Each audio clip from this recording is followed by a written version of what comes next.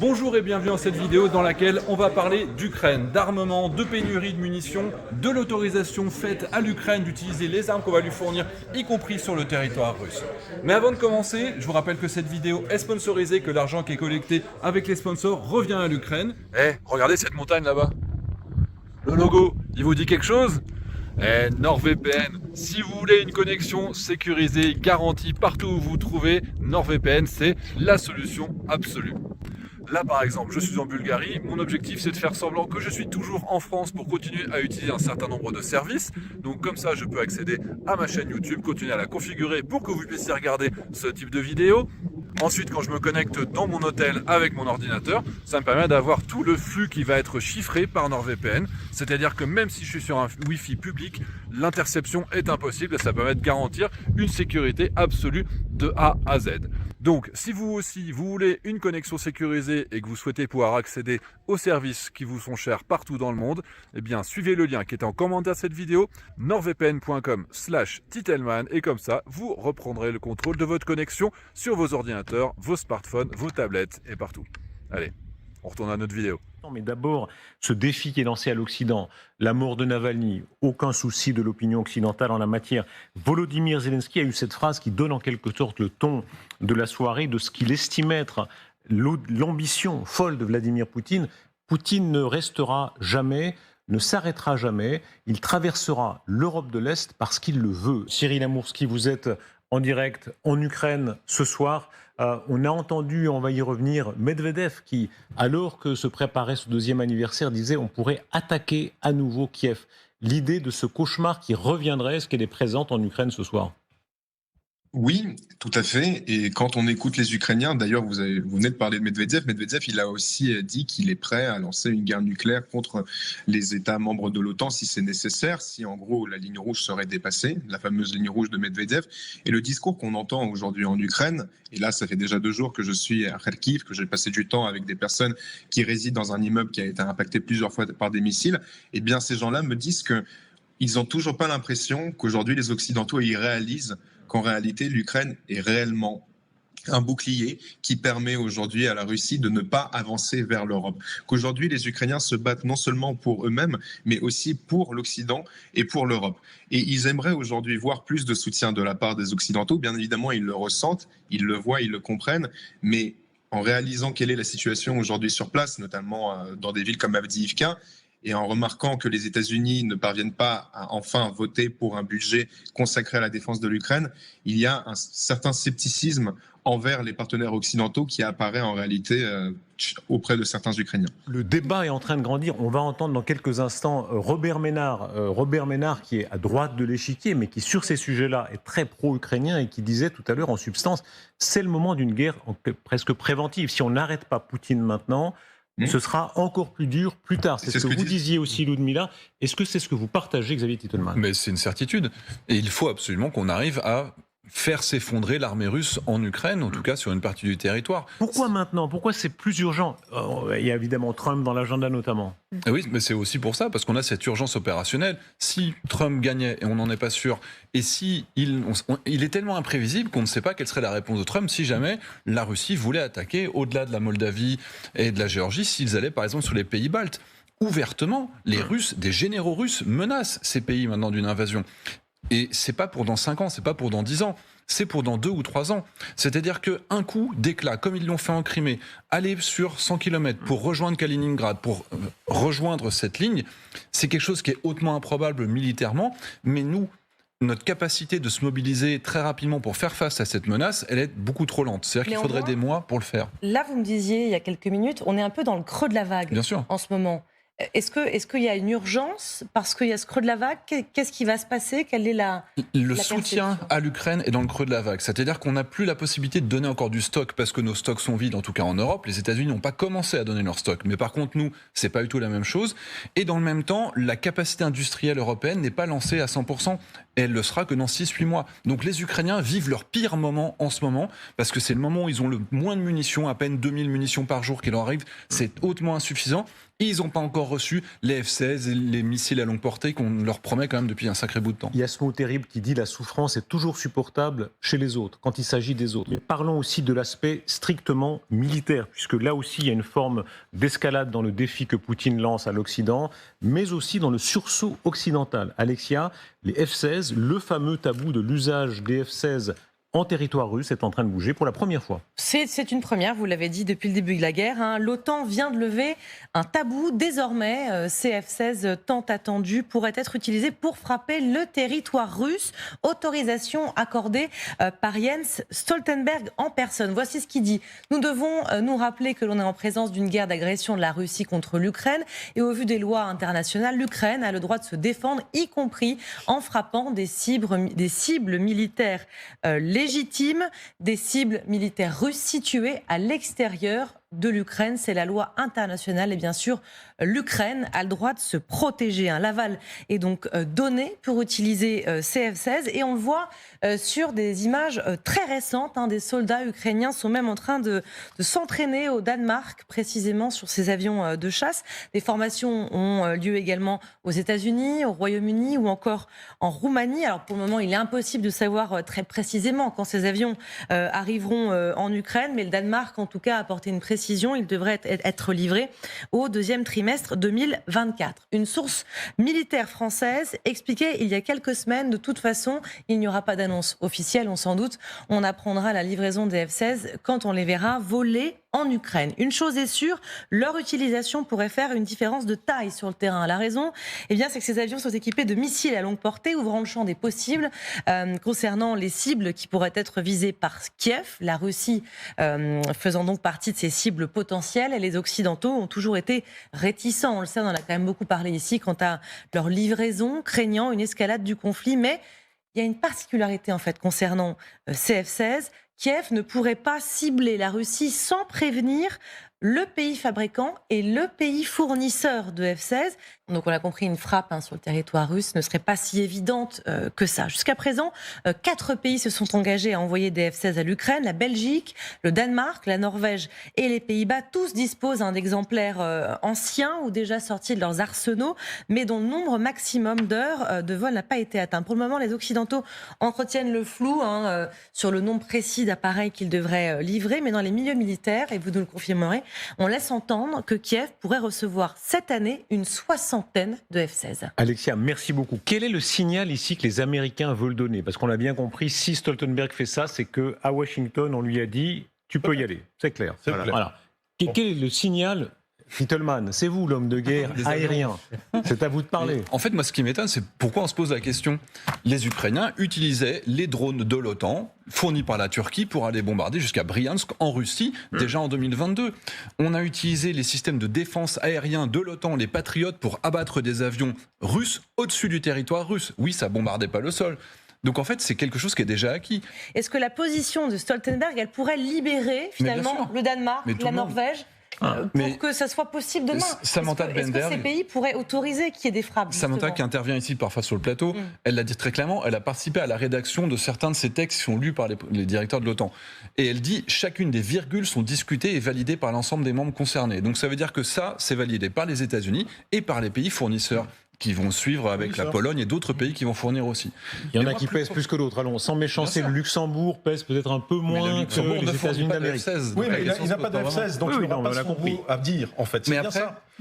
Ce sont les pays fournisseurs avec les États-Unis. Plus profondément, pour le moment, c'est 5 pays qui peuvent mettre leur veto ou dire oui. Mais plus profondément, il y a quelque chose de profondément idéologique là-dedans. La Russie utilise des missiles nord-coréens et iraniens pour taper sur l'Ukraine, en ne respectant pas accessoirement la limite de 300 km que nous on impose. Quand on fournit des missiles à l'Ukraine, on réduit leur capacité et leur portée pour qu'ils ne portent pas au-delà des 300 km par respect des traités de non-prolifération. Nous, on impose aux Ukrainiens de se battre avec une main dans le dos jusqu'à maintenant. Et bien là, on leur dit, puisque les Russes ne respectent pas les règles, faisons-le également. Est-ce que le plan va plus loin encore? Je faisais référence à Alain Bauer qui connaît très bien ça. Il a été conseiller très direct d'un certain nombre de ces gouvernements et il dit, si les Américains en sont là, c'est qu'il y a déjà un certain nombre de cibles pour lesquels les Américains ont dit voilà, ça c'est légitime, ça ne l'est pas. Donc il y a des listes d'objectifs très concrets qu'on peut frapper ou non. Bien sûr, je pense que d'abord des cibles militaires, parce que les Ukrainiens ont toujours dit qu'ils ne voulaient pas souhaiter être accusés de crimes contre l'humanité, etc., et des crimes de guerre. Donc il y a des cibles militaires qui sont tout à fait légitimes. Et c'est cela, effectivement, qui serait visé. Et je pense que s'agissant de viser certaines cibles, les États-Unis donneraient bien évidemment leur accord. Et je n'imagine pas un seul instant des pays de l'OTAN qui seraient défendus par l'OTAN s'il y avait une invasion, ne pas donner leur aval pour la livraison de CF-16 et les missiles à longue portée également. La question se pose pour les missiles de longue portée. Mais on a bien vu que le chancelier Scholz était assez réticent puisqu'il n'a pas accepté qu'on puisse livrer des missiles Taurus pour frapper le sol russe. Donc évidemment qu'il y a un choix politique à faire. Même la France devra faire ce choix politique et je pense qu'on s'en rapproche. Parlons de la France. Sur notre antenne, hier, Bernard Kouchner franchissait un autre tabou qui est celui des hommes au sol. Est-ce que oui ou non on peut envoyer des Français combattre en Ukraine, à la frontière de l'Ukraine? L'idée paraissait complètement farfelue il y a 2 ans. On a été très loin. Et petit à petit, les tabous ont sauté les uns après les autres. Est-ce que c'est le tabou ultime? Écoutez d'abord sa déclaration. Alors, certains diront qu'il n'est pas grand stratège militaire, certainement pas, mais il a été le théoricien du tapage pour défendre les droits humains dans d'autres pays. Il est d'ailleurs très prudent dans sa déclaration, mais très clair. Je voudrais y être favorable. Oui, je suis favorable à cela. Mais comment, je ne sais pas. À des troupes au sol? À des troupes qui défendraient fermement, oui, les troupes au sol, peut-être à la frontière, mais montrer que nous sommes prêts à défendre cette démocratie naissante, cette démocratie affirmée, et en temps de guerre, c'est encore plus difficile. Oui, je pense que c'est pas facile à dire, de déclencher la guerre pour son propre pays. C'est pas facile. Ça veut dire que ça va coûter des sacrifices, etc. C'est ce qu'a fait Zelensky. Voilà. Tout est révélateur, n'est-ce pas? L'hésitation, on sent bien que c'est très délicat à dire, mais c'est ce que pensent un certain nombre de gens. D'ailleurs, je rappelle que le général Yakovlev lui-même disait on aurait pu bombarder autour de Mariupol des batteries russes pour les empêcher de frapper. La légitime défense, ça existe dans la charte de l'ONU. Un pays peut venir au secours d'un autre, c'est tout à fait, c'est article 50 ou je ne sais plus quel, 50 et quelques. Ça existe, n'est-ce pas? La légitime défense existe. Et l'aide à la légitime défense. C'est dans la charte des Nations Unies, effectivement. La légitime défense, c'est tout pays qui se considère comme étant agressé. Et d'ailleurs, il n'y a pas nécessairement une demande d'autorisation de l'ensemble des pays de l'OTAN. C'est dans la charte des Nations Unies. Donc l'Ukraine a le droit de se défendre, et tout pays qui considère qu'il est lui-même agressé de cette façon pourrait se défendre. Et venir en aide. Et venir en aide. Et donc, effectivement, il semble que le scénario défendu par M. Kouchner soit effectivement crédible. Alors, est-ce que ce serait des troupes au sol? Il a été extrêmement prudent, effectivement. Ce serait un choc énorme. Il faut dire une grande partie de l'opinion serait vent debout contre. Il ne faut pas le sous-estimer. Une immense partie. Ça veut dire qu'un pays peut venir en aide sans demander l'autorisation des autres. Regardez ce qu'ont dit les Polonais. C'est ça. Regardez ce qu'ont dit. Mais ça veut dire qu'ils ont. Si les Polonais veulent y aller, ils prendront une décision politique pour y aller. Ils n'auraient pas forcément l'autorisation de l'OTAN, de la même façon que si les États-Unis, et on dit Donald Trump, mais on ne sait pas ce que fera Donald Trump, il pourra aussi décider d'envoyer un commando sur place, et donc effectivement c'est tout à fait possible. Bon, ce qui veut dire simplement aussi, c'est que si la Pologne commence à avoir des revers pour son intervention aux côtés de l'Ukraine de manière unilatérale, l'article 5, lui, n'est pas aura difficilement sera difficile à être mis en place. Il faut quand même bien être conscient. Vous voulez dire qu'on soit bien conscient qu'un pays qui entre en guerre après se met en incapacité d'être aidé?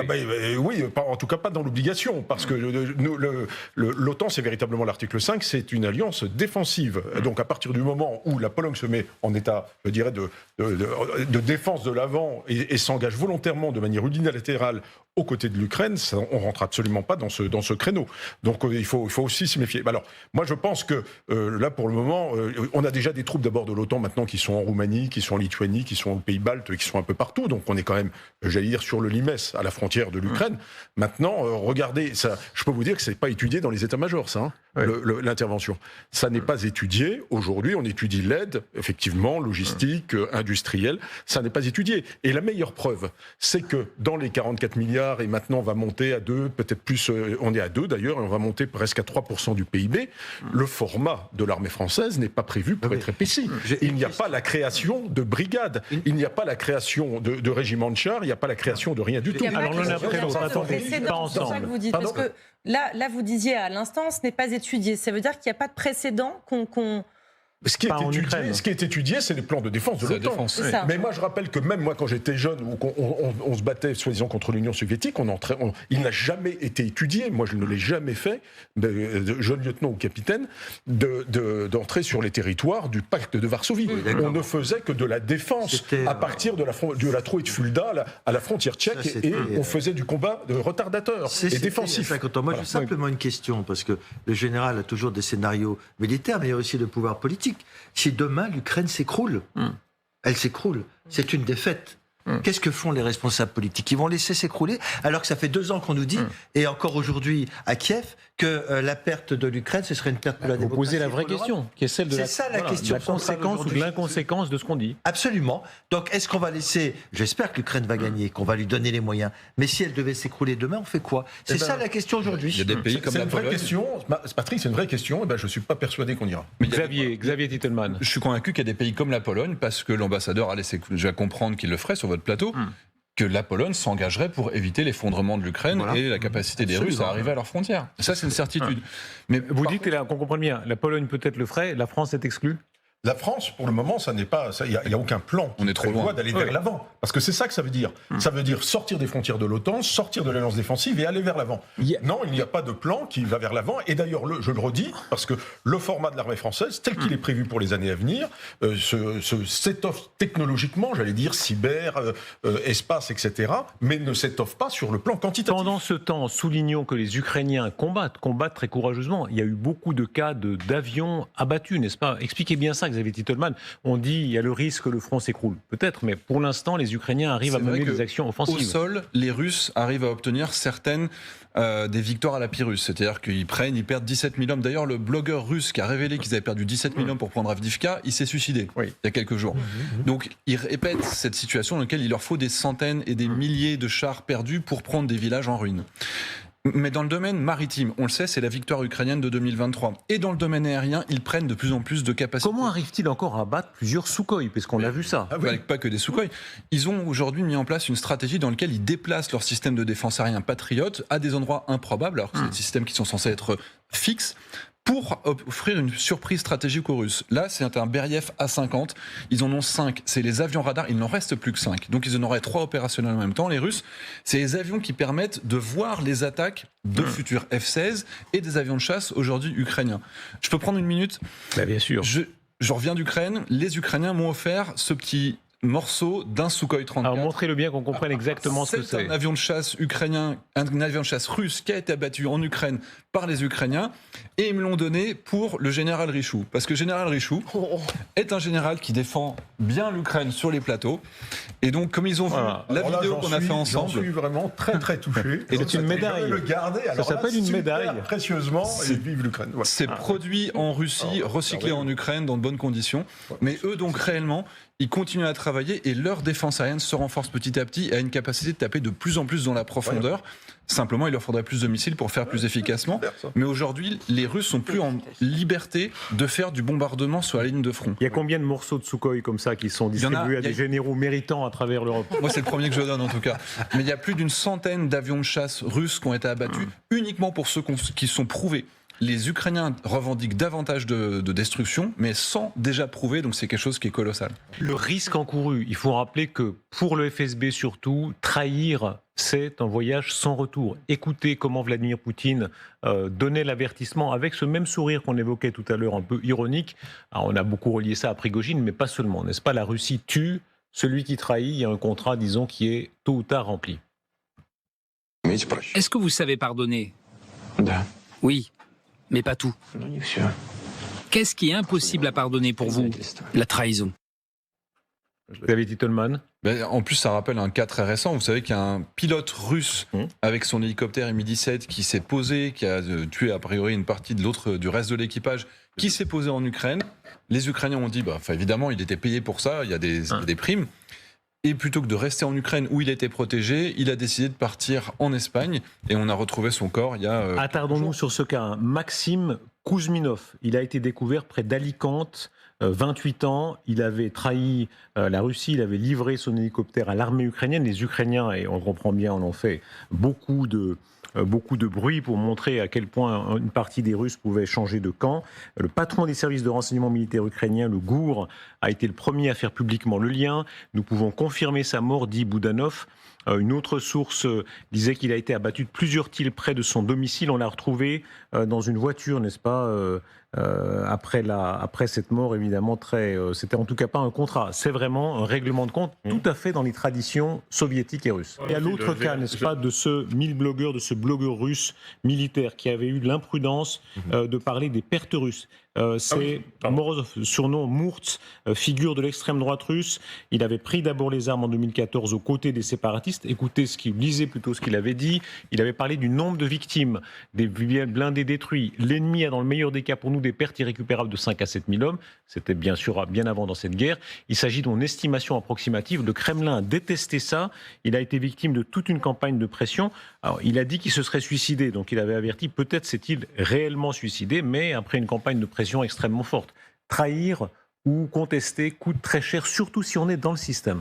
Là, oui, effectivement, c'était un type d'extrême droite, donc il n'était pas soupçonné de ne pas être pour le régime, mais là, il exprime une espèce de déception, et puis avec des chiffres qu'on déteste, c'est-à-dire que là, il exprime 16 000 contre 5 à 7 000, c'est un rapport de 1 à 2.